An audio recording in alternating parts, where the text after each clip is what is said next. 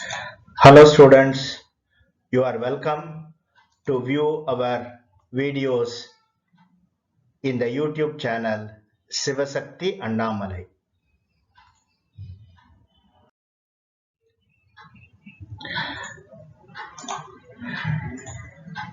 This video is prepared for Tamil Nadu 12th standard biology zoology students.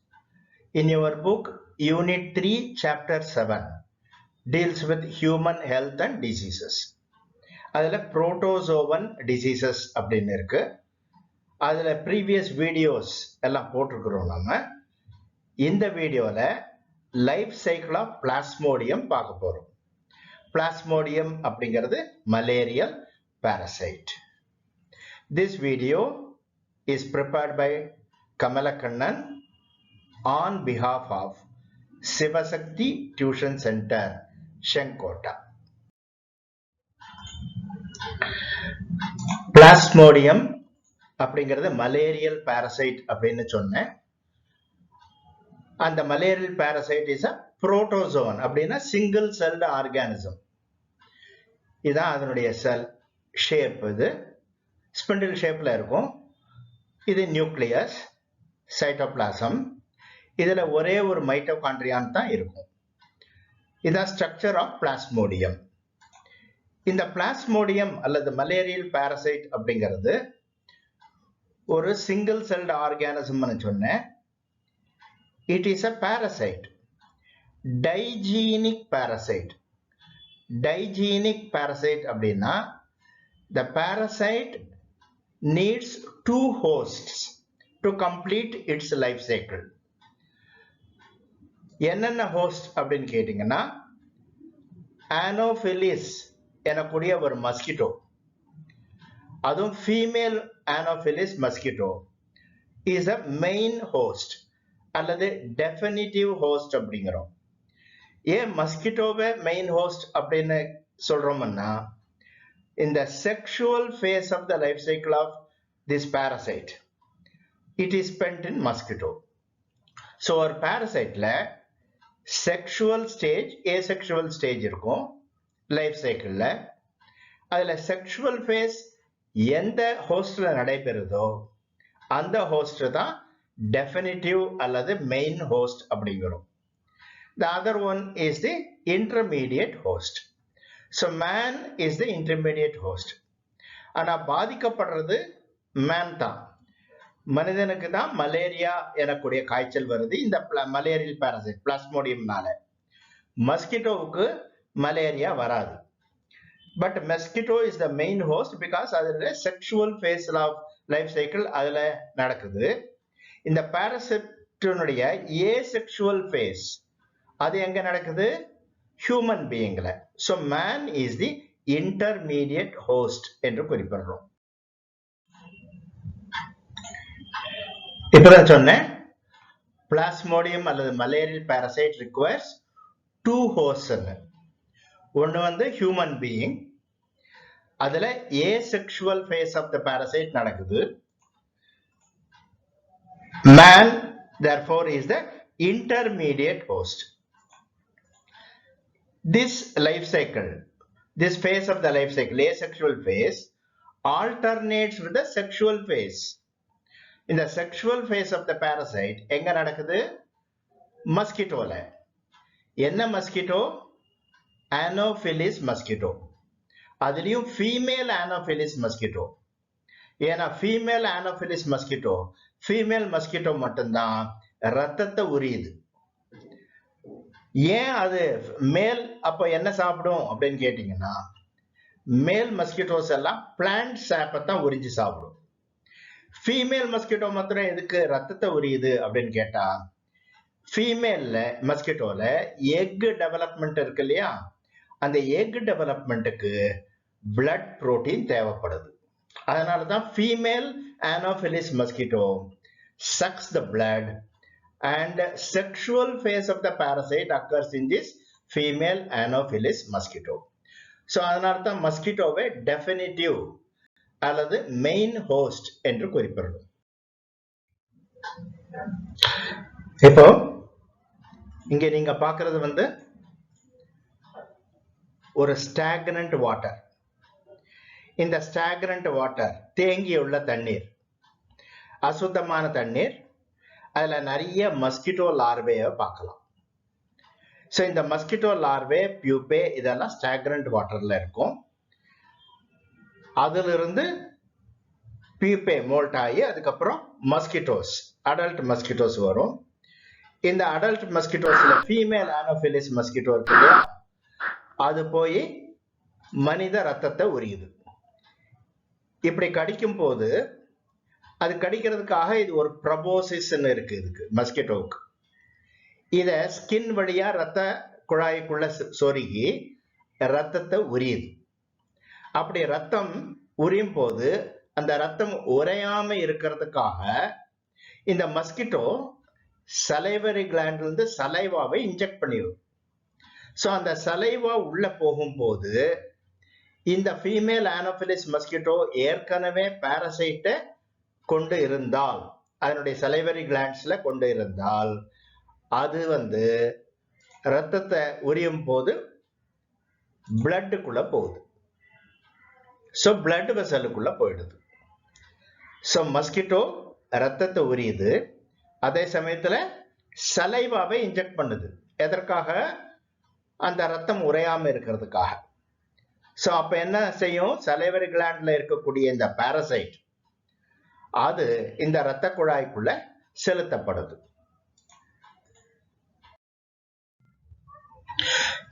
Exo erythrocytic cycle of Plasmodium. Erythrocyte அப்படின்னா red blood corpuscle, RBC. அதற்கு வெளியில Exo, அப்ப ஆர்பிசிக்கு வெளியில இந்த Exo erythrocytic cycle எங்க நடக்குது அப்படின்னா ஹியூமன் லிவர்ல நடக்குது.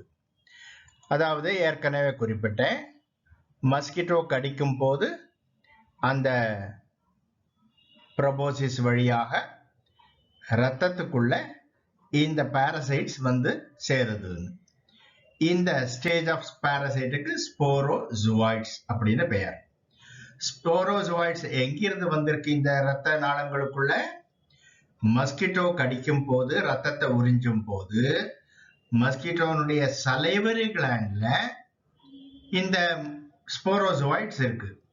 அது ரத்த நாளங்களுக்குள்ள செலுத்தப்படுது. இப்ப இது ரத்தத்துக்குள்ள, ஹியூமன் பிளட்டுக்குள்ள வந்த ஸ்போரோசோயிட்ஸ் நேரா பிளட் வெசல் மூலமாக லிவரை வந்து அடையுது. ஸோ இங்க பார்க்கலாம், இந்த ஸ்போரோசோயிட் இப்போ இந்த பிளட் வழியாக லிவர் செல்ல வந்து அடைஞ்சிருக்கு. நம்ம ஒரு ரெப்ரசன்டேஷனுக்காக ஒரு ஸ்போரோசோயிட்டை காமிச்சிருக்கோம், அவ்வளவுதான். Hundreds of such sporozoites pass through the blood vessel and reach the liver. லிவர்ல இங்க காமிச்சிருக்கிறது செக்ஷன் ஆஃப் லிவர். இதெல்லாம் லிவர் செல்ஸ். அந்த லிவர் செல்லுக்குள்ள ஒரு ஸ்போரோசோயிட் நம்ம இங்க காமிச்சிருக்கிறோம், அவ்வளவுதான். இத மாதிரி ஹண்ட்ரட்ஸ் ஆஃப் ஸ்போரோசோயிட்ஸ் லிவர் செல்ஸுக்கு வந்து அடையுது. ஒரு லிவர் செல்ல என்லார்ஜ் பண்ணி இங்க காமிச்சிருக்கு. இது ஒரு லிவர் செல்ல என்லார்ஜ் பண்ணிருக்கு. இது சைட்டோபிளாசம், இது நியூக்ளியஸ். இப்ப இந்த ஸ்போரோசோயிட் ஆனது லிவர் செல்லுக்குள்ள நுழையுது. நுழைஞ்சு it undergoes what is known as schizogony. Schizogony, schizona பிளவுபடுதல் அர்த்தம். Schizogony is the asexual phase in the life cycle of Plasmodium. இந்த schizogonyக்கு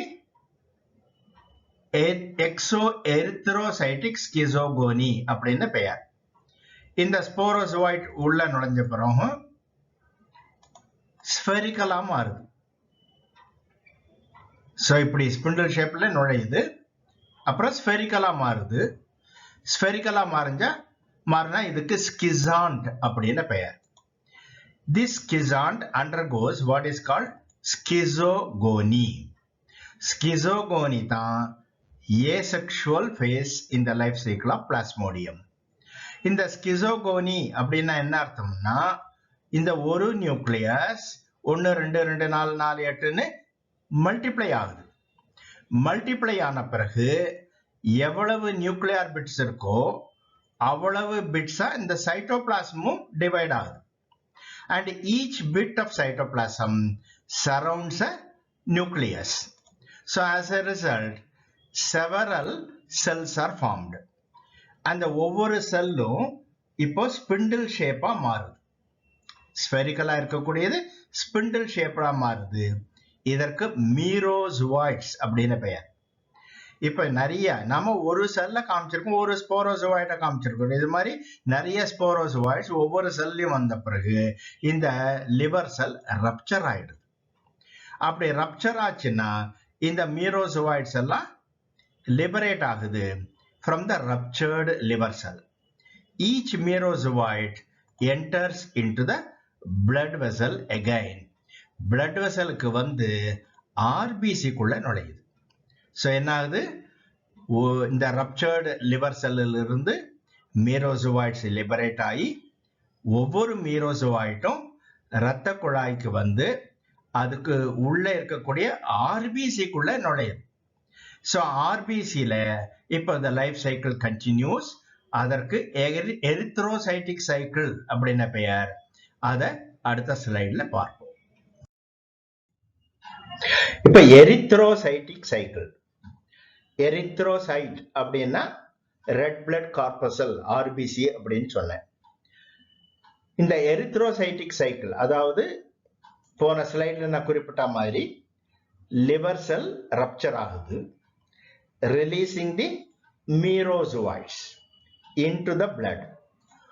ஒவ்வொரு மீரோசோயிட்டும் ஒரு ஆர்பிசிக்குள்ள நுழையுது, ரெட் பிளட் செல்லுக்குள்ள போகுது இப்போ.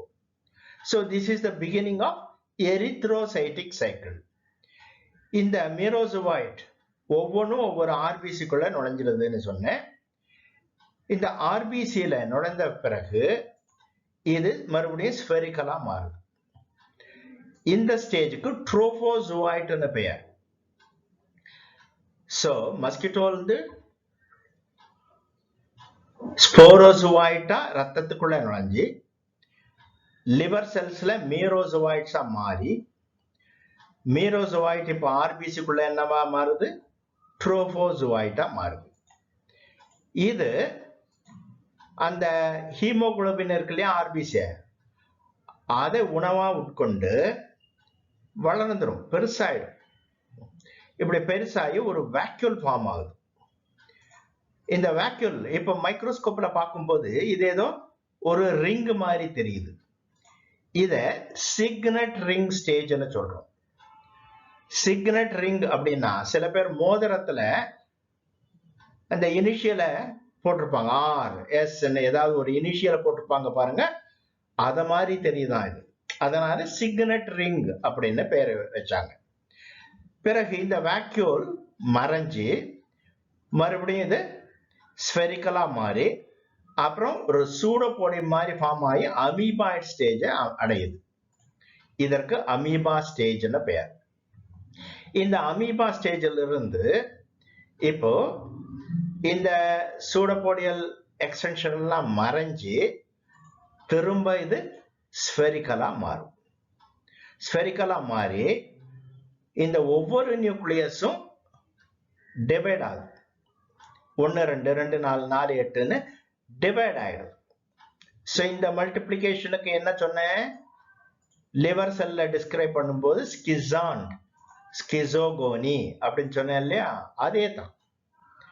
ஸோ இந்த ஏசெக்சுவல் மல்டிப்ளிகேஷன் நடக்குது ஸ்கிசோகோனி.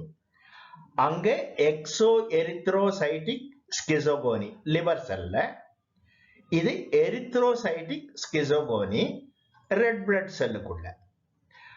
இப்போ ஒவ்வொரு நியூக்ளியஸ் சுத்திலும் இந்த ஒவ்வொரு சைட்டோபிளாஸ்மிக் பிட் சரவுண்ட் ஆகும்.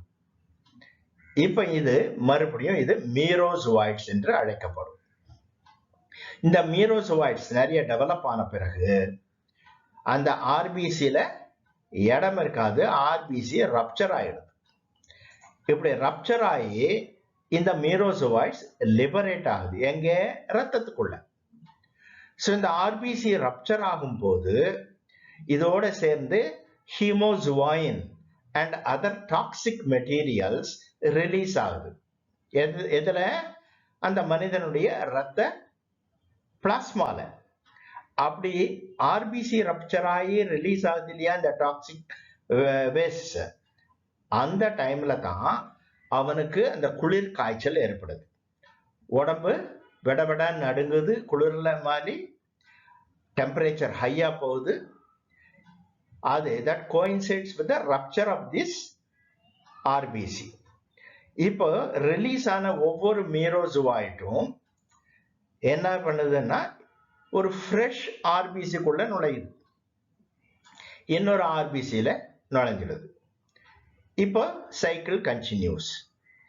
இந்த ஒரு எரித்ரோசைட்டிக் சைக்கிளுக்கு 24 மணி நேரத்துல முடியலாம், 48 மணி நேரம் எடுக்கலாம், அல்லது 72 மணி நேரம் எடுக்கலாம், depending upon the species of plasmodium. So அதை பொறுத்து தான் அந்த குளிர் காய்ச்சல் அப்படிங்கிறது ரெக்கரண்டா 24 மணி நேரமோ 48 மணி நேரமோ 72 மணி நேரமோ depending upon the species of Plasmodium நடக்கும். That coincides with the rupture of this RBC. இப்போ இப்படியே இது ஒவ்வொரு ஆர்பிசியா தாக்கி இந்த சைக்கிள் நடந்துகிட்டு இருந்ததுன்னா என்ன ஆகும்? அந்த ஆர்பிசி, அந்த மனிதனுடைய ஆர்பிசி பூரா டெஸ்ட்ராய் ஆயிடும், மனிதன் இறந்து போயிடுவான். அதோட இந்த பாராசைட்டும் போயிடும் இல்லையா? இந்த parasite should continue its life cycle. அதனால இந்த பாராசைட்ல ஒவ்வொரு மீரோசோவாய்ட்டும் ஆர்பிசிக்குள்ள நுழையாம கேமிட்டோசைட்டாக உருவாகுது. இது மைக்ரோ கேமிட்டோசைட் பெயர். சில வகை மீரோசோவாய்ட்ஸ் மேக்ரோ கேமிட்டோசைட்ஸாக மாறும். ஸோ எல்லாமே ஆர்பிசில லைஃப் சைக்கிளை கண்டினியூ பண்றது இல்லை, மைக்ரோ கேமிட்டோசைட்டாகவும் மேக்ரோ கேமிட்டோசைட்டாகவும் சில மீரோசோவாய்ட்ஸ் உருமாறுது. இப்போ this life cycle continues in the female Anopheles mosquito.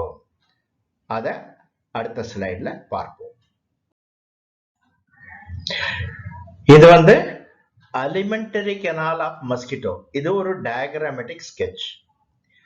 இதை எதற்காக வரைஞ்சிருக்கேன் அப்படின்னு கேட்டீங்கன்னா, இது proboscis, அப்புறம் இது pharynx, esophagus, அப்புறம் midgut. இந்த பகுதி வரைக்கும் இது foregut, இது salivary glands, இது midgut, பிறகு hindgut. midgutக்கும் hindgutக்கும் உள்ள அந்த ஜங்ஷன்ல தான் மல்பிஜியன் டியூபியூல்ஸ் அப்படிங்கிறது இருக்கும். இப்போ காக்ரோச்ல நீங்க படிச்சிருப்பீங்க கிராப் அப்படின்னு. ஸோ pharynx, esophagus, அப்புறம் கிராப், அப்புறம் தான் இந்த மாதிரி மிட்கட் எல்லாம் வரும்.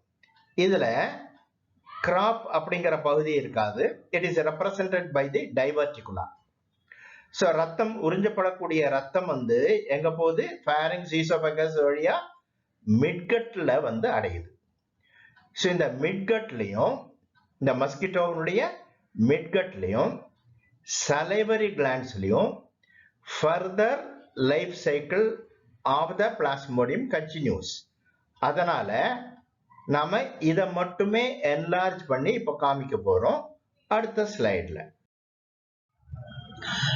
லைஃப் சைக்கிள் ஆஃப் பிளாஸ்மோடியம் இந்த மஸ்கிட்டோ ஆனோஃபிலிஸ், அதுவும் ஃபீமேல் ஆனோஃபிலிஸ் மஸ்கிட்டோ.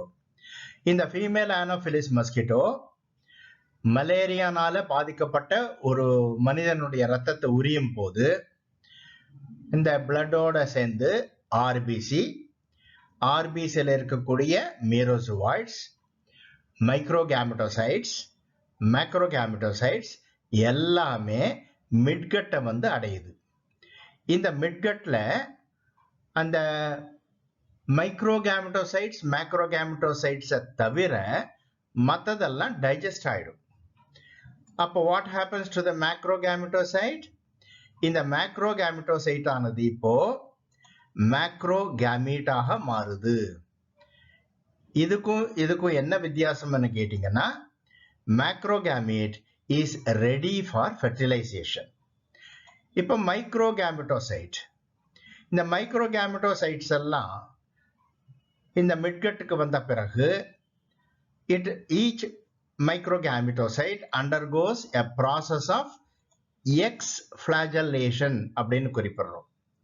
அப்படின்னா என்ன, இந்த நியூக்ளியஸ் இருக்கு இல்லையா, மைக்ரோகேமெட்டோசைட்டினுடைய நியூக்ளியஸ் 1 2 2 4 4 8ன்னு மல்டிப்ளை ஆகுது. அதே மாதிரி சைட்டோபிளாஸ்மும் டிவைட் ஆகி பல செல்களை உருவாக்குது. அந்த ஒவ்வொரு செல்லும் இப்படி ஸ்பிண்டில் ஷேப்ல இல்லை, ஃப்ளஜெல்லா மாதிரி இருக்கிறதுனால எக்ஸ்ஃப்ளாஜலேஷன் சொன்னாங்க. ஃப்ளஜெல்லா அப்படிங்கிறது பிளாஸ்மோடியத்தில் கிடையாது. பட் ஏன் அப்போ எக்ஸ்ஃப்ளாஜலேஷன் பெயர், இந்த ஃப்ளஜெல்லா மாதிரி இருக்கு, அவ்வளவுதான். இது ஒவ்வொன்றும் ஒரு மைக்ரோகேமீட்.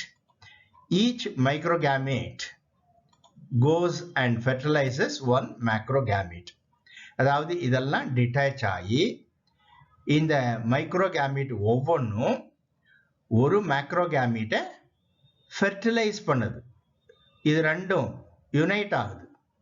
Fertilisation is the sexual phase in the life cycle of plasmodium. So fertilization நடந்த பிறகு மேக்ரோகேமீட் என்னவா மாறுது, ஜைகோட்டாக மாறுது. Zygote is the only diploid cell in the life cycle of plasmodium. இந்த ஜைகோட் ஃபார்ம் ஆன பிறகு each zygote undergoes meiotic division. Reduction division உங்களுக்கு தெரியும். அப்படி ஃபார்ம் ஆன பிறகு வரக்கூடிய இந்த செல்லுக்கு ஊகைனீட் அப்படின்னு பெயர். So zygote undergoes meiotic division to form ookinetes. ஊ அப்படின்னா எக், ஏன்னா எக்ல இருந்து ஃபார்ம் ஆயிருக்கு. கைனசிஸ் அப்படின்னா மூவ்மெண்ட், இதுக்கு மூவ்மெண்ட் கிடையாது ஜைகோட்டுக்கு, பட் இந்த ஊகைனீட்டுக்கு மூவ்மெண்ட் உண்டு. இது இந்த மிட்கட் வாலை தொலைச்சிக்கிட்டு மிட்கட் சர்ஃபேஸுக்கு வந்துடுது. அதாவது மிட்கட்டுக்குள்ள இருந்து மிட்கட் வாலை தொலைச்சிட்டு வந்து இது ஹீமோலிம்ஃப்னு சொல்றோம். Blood of mosquito, blood of mosquito haemolymph அப்படிங்கிறது கலர்லெஸ், இதுக்குள்ள வந்து சேருது. எது, ஊகைனீட்ஸ். ஊகைனீட்ஸ் இங்க வந்த பிறகு இந்த சர்ஃபேஸ் ஆஃப் மிட்கட் இருக்கு இல்லையா, அங்க போய் அட்டாச் ஆகிக்குது. அதை சுற்றிலும் ஒரு ஹார்டு கவரிங் சிஸ்ட ஃபார்ம் பண்ணிக்குது. இப்போ ஊகைனீட் ஹஸ் பிகம் an oocyst. இங்க ஒரு ஊசிஸ்ட காமிச்சிருக்கேன். இது மாதிரி ஹண்ட்ரட்ஸ் ஆஃப் ஊசிஸ்ட இந்த இன்ஃபெக்டட் மஸ்கிட்டோனுடைய மிட்கட் சர்ஃபேஸ்ல பார்க்கலாம். ஸோ ஒரு ஊசிஸ்ட் இங்க காமிச்சிருக்கு. Each oocyst now undergoes what is known as sporogony. Sporogony is an asexual division. அதாவது ஒரு நியூக்ளியஸ் மல்டிப்ளை ஆகுது, ஒவ்வொரு நியூக்ளியஸ் சுற்றிலும் சைட்டோபிளாஸ்மும் டிவைட் ஆகி சரவுண்ட் ஆகுது, resulting in the formation of several cells. இந்த ப்ராசஸ்க்கு என்ன பெயரு, ஸ்போரோகோனின்னு பெயர். இப்ப இந்த ஊசிஸ்ட் ரப்சர் ஆகுது. ரப்சர் ஆனோடனே இந்த ஸ்பெரிக்கலா இருக்கக்கூடிய இந்த செல்ஸ் எல்லாம் ஸ்பிண்டில் ஷேப்டு ஸ்போரோசுவாய்ட்ஸாக மாறுது. ஸ்போரோகோனி மூலமாக ஃபார்ம் ஆனதுனால இதெல்லாம் ஸ்போரோசுவாய்ட்ஸ். இந்த ஸ்போரோசுவாய்ட்ஸ் எல்லாம் இந்த ரப்சர்டு சிஸ்ட் இருக்கு பாருங்க, அதுல இருந்து லிபரேட் ஆகுது. எங்க லிபரேட் ஆகும், ஹீமோலிம்ஃபுக்குள்ள. இந்த ஹீமோலிம்ஃப் வழியாக இந்த ஸ்போரோசுவாய்ட்ஸ் எல்லாம் ஃபோர்கட்டுக்கு வந்து அந்த salivary கிளாண்டுக்குள்ள நுழைஞ்சிடுது. Now this mosquito is ready to infect another man.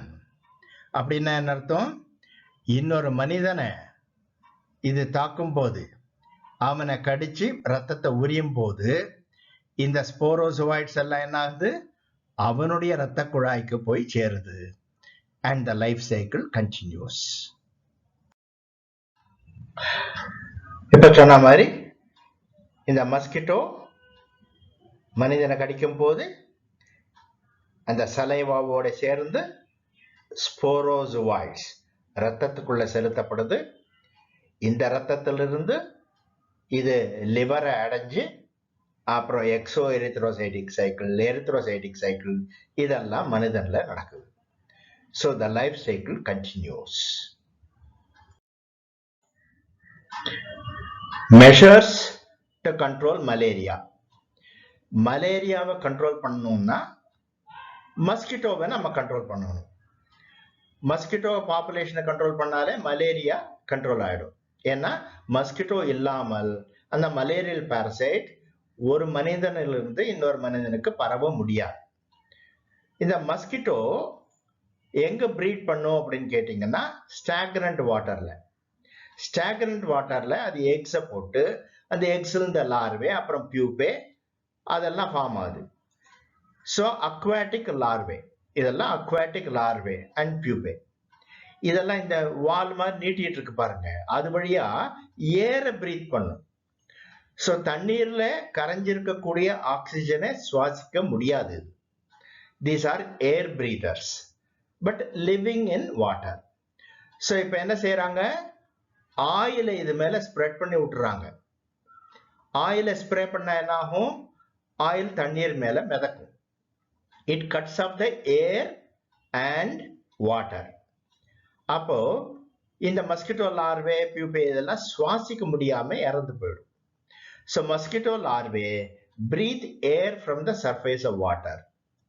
Spraying of oil on the surface of stagnant water prevent breathing air and thereby killing the larvae.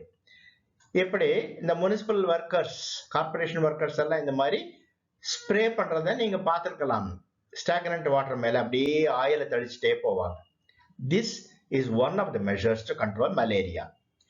இன்னொன்னு என்ன, நாம மஸ்கிட்டோ நெட்டை போட்டு அதுக்கு உள்ள தூங்குறது.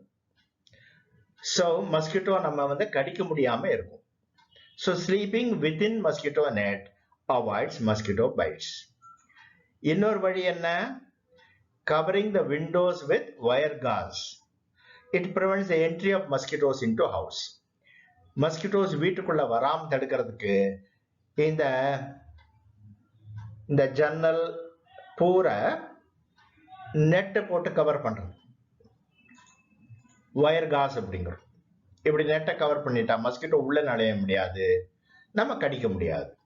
இப்படி பாதுகாத்துக்கலாம். இன்னொரு வழி என்னன்னா, இந்த மாதிரி ஸ்டாக்னன்ட் வாட்டருக்குள்ள மஸ்கிட்டோ ஈட்டிங் ஃபிஷஸ் இருக்கு. அதாவது மஸ்கிட்டோ லார்வேவை உணவாக உட்கொள்ளக்கூடிய ஃபிஷ்ஷுக்கு கம்பூசியான்னு பேர். இது மஸ்கிட்டோ ஃபிஷ்ன்னு குறிப்பிடுறாங்க. இந்த கம்பூசியாவை நிறைய இந்த மாதிரி ஸ்டாக்னன்ட் வாட்டருக்குள்ள வளர்த்து விட்டோம்னா, இதுதான் கம்பூசியா ஃபிஷ். அது விட்டோம்னா இது இந்த லார்வே பியூப்பை எல்லாம் சாப்பிட்டுடும். அப்படி சாப்பிட்டதுன்னா மஸ்கிட்டோ லார்வேனுடைய அந்த பாப்புலேஷன் குறைஞ்சா மஸ்கிட்டோ பாப்புலேஷன் குறையுது, மலேரியா இன்சிடென்ஸும் குறையுது. These are measures to control malaria. இது மட்டுமல்ல,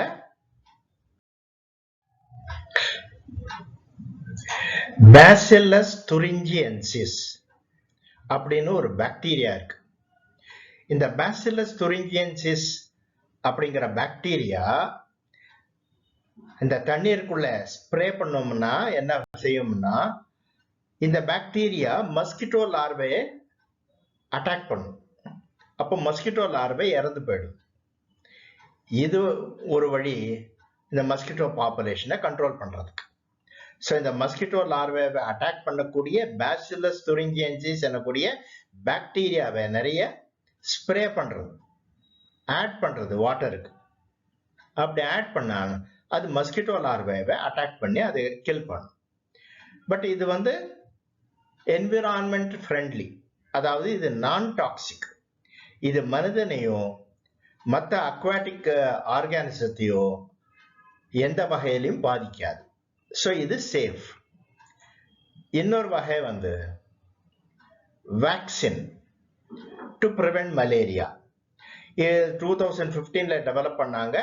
இதுக்கு மஸ்கிரிக்ஸ் என்ற பெயர், RTS சொல்றாங்க, மஸ்கிரிக்ஸ். பட் இது வந்து ரொம்ப எஃபிஷியண்டா இருக்கல, efficacy is low.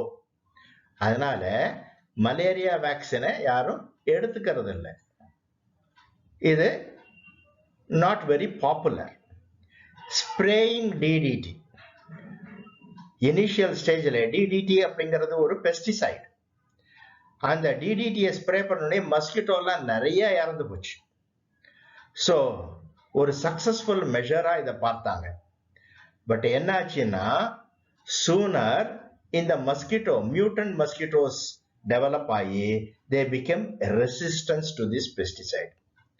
So spray பண்ணாலும் இறக்காது இந்த மியூட்டன்ட் மஸ்கிட்டோஸ். அதனால டிடிடியை ஸ்ப்ரே பண்றதை விட்டுட்டாங்க. இன்னொன்னு என்னன்னா, இந்த பேசிலஸ் துரிஞ்சியன்சிஸ் மாதிரி எல்லாமே DDT is harmful to man.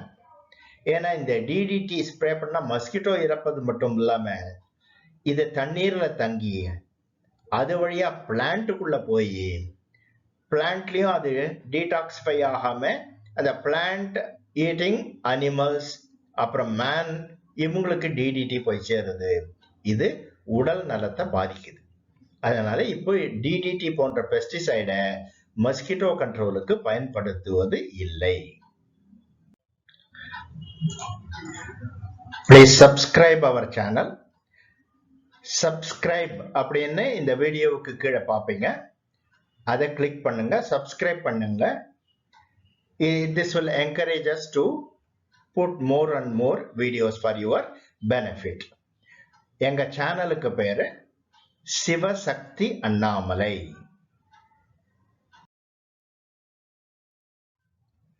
Sivasakthi Annamalai அங்கிற இந்த சேனல். ஸோ இந்த வீடியோ உங்களுக்கு பிடிச்சிருந்தா லைக் பண்ணுங்க, கமெண்ட்ஸ் இருந்ததுன்னா கமெண்ட்ஸில் எழுதி அனுப்புங்க.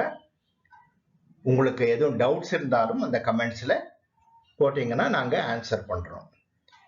Thank you viewers. Thank you for watching this video. We will meet in the next video.